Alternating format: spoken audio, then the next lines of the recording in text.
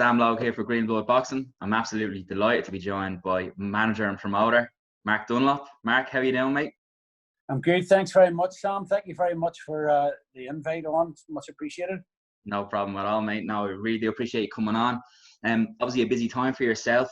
You have taken on Eric Donovan only in recent months, and in his very first fight under yourself, you've put him in a great position, in a really good opportunity to fight in the matchroom fight camp against Zelfa Barrett in the chief support. Talk a little bit about putting Eric in that fight, and what's the feeling around fight camp? Talk to me a little bit about fight camp. Okay, well, as I say, I spoke to Eric earlier on in the year before this coronavirus situation, and he obviously wanted to join the team. And I sat down and explained, tell him, this level of boxing isn't like, what you'll have been doing. It's a real different world completely. If you can fight, you'll do well. If you can't fight, you'll be exposed. I did want Eric to have a couple more fights, a bit more experience. I had him on a good show in Belfast. It was the MTK show, and have a good relationship with them as well. And basically, what happened was this obviously all came out. The show was cancelled. So I spoke to Eddie. Whenever this was really released about, James Tennyson was fighting for the British title, obviously I try and get all my fighters sorted for all the shows, and they were asking me about Eric and Zelfa Barrett. Well, what I had asked for was Eric and Jordan Gill or Reece Bellotti, but they had obviously going to fight each other, so that was rubber stamp. But they mentioned about Zelfa Barrett. Now, this was a way early on, so I said I phoned Eric and had the conversation, and I didn't even have time to finish the question, and he said I want it, and that's the sort of fighters I want to represent, so we had the scupper, obviously, like the comeback win, but he had a fighter not too long ago anyway. So we said that said yes, we'll take that. Then it all went quiet, as it does. The matchroom then had to go back and work out if they could make the show possible, which everything had to work for everybody. So then I contacted Eric and said, right, it's a done deal, but there'll be nothing. You're going to hear nothing for a long time. You have to get back training. So Eric was doing all these challenges in lockdown. He was doing what he could do, knowing that there was a carrot being dangled in front of him. So then when it was announced, it was no surprise to our team because he knew it was happening. It was obviously a surprise to everybody else. But by that stage, he was ready for, Eric was ready for, nearly ready for the fight anyway, sparring. So he was able to have a real good camp, get into gym, spar as many people as he could, and get match fit, which leads us here to fight camp. 100%. And I spoke to Eric last week, and he's in flying form. He's in good form. It's unbelievable. Like, I've never seen anyone exude so much confidence in such a short space of time. Like, there was no other possible outcome. Like, I came away from that chat with Eric kind of thinking, there's no way you can lose this. Like, it's just and when you know the pedigree of Eric Donovan, some Irish fans will know a little bit more about him that the English fans maybe don't know.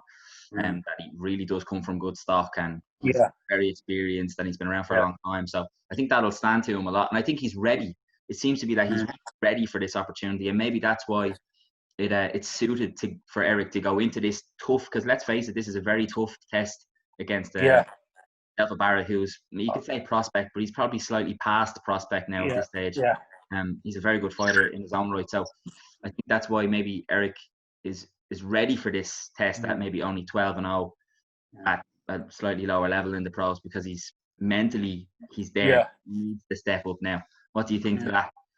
Well, to be honest with you, Eric can't lose, because Eric's stepping out of his natural division, which is featherweight, and moving up. Now, I had a conversation with Eric after he'd done his check weight this morning, which both guys made, by the way. So the championship's on the line. And that's right, IBF at the 10 yeah, right? yeah. The next day. Actually, Eric had a pound on him, so which was good. You know, Eric came in heavier in the check weight, which is good. So, yeah. So what I'd say, Eric, is like, you know, win, lose or draw, we're going back down to featherweight. You know, you're running about. Eric had his breakfast and then went for the check weight. You know, so he's stepping up for the opportunity. Yeah. But you know, I was told Eddie, you know that like win, lose or draw, we're going back to featherweight because you know that's his weight, and we want to fight all them featherweights he has. So, you know, Eric's mapping out a career for himself and Matchroom love him. You know, and like you seen what happened to John O'Carroll the other night. You know, Maxie Hughes is now going to get a cracking big fight next. You know, it's fantastic because he stuck his head down, he's lost, and you know, basically, and he's now number 30 in the world. You know, which is fantastic for the kid. Yeah. You know, but what I'm saying is, by putting himself in this position, he can't lose anything, and only gain respect of people that are, you know, because he's taken a fight that nobody in England, Ireland, Wales, nobody wanted. Do you know what I mean? You know, I was speaking to Ronnie Clark today. He wants it, but I said to Ronnie, "No, you've already done that. You know, like I've already had to unlock the key to Zelfa Barrett. You know what I mean? So you know, Eric Donovan's about to go through that door, and believe me, he's having the time of his life. You know, at this week, and you can tell. God willing, as I say, I stepped off the plane last night in Stansted, the rumble of thunder and a big streak of white lightning, and I thought, well, that's the one. That's an omen for tonight. So yeah, you know, like, so Eric has nothing to lose and everything, you know, to gain. You know, 100%. you know, Zelf is the one with the pressure because, you know, if he gets beat tonight, like, you know, where does he go? You know, Definitely. I know it's not where he just goes into real fights. You see, the other thing is, again, you know, like going back to Ronnie Clark, you know, Ronnie's been in the away corners. James Tennyson's been in the away corners. You know, what's his name? Paul Highland Jr.'s been in the away corners. Tommy's been in the away corner. You know, they're real fights.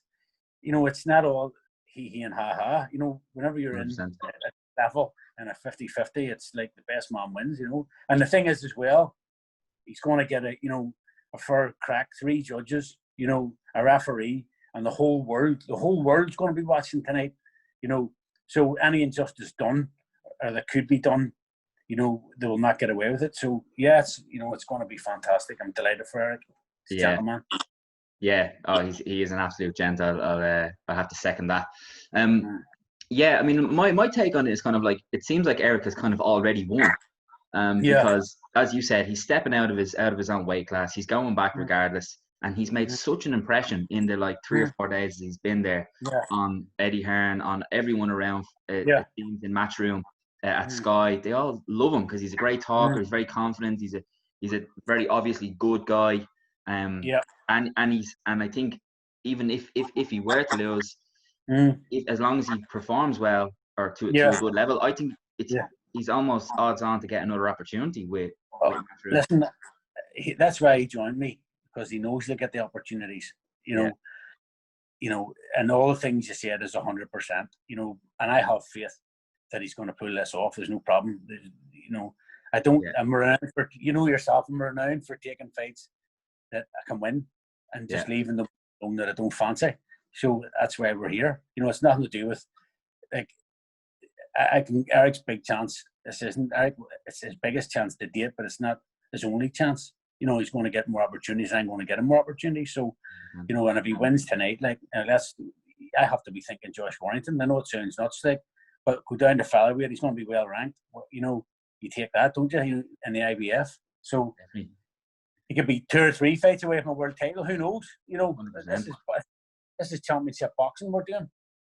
Exactly, and once you get that ranking and even that recognition, you know, if you beat Zelfa at super featherweight, all of a sudden he's recognised in the featherweight in as a featherweight contender, dropping down. Who's had a big win at the weight above, which even will stand to him massively as well.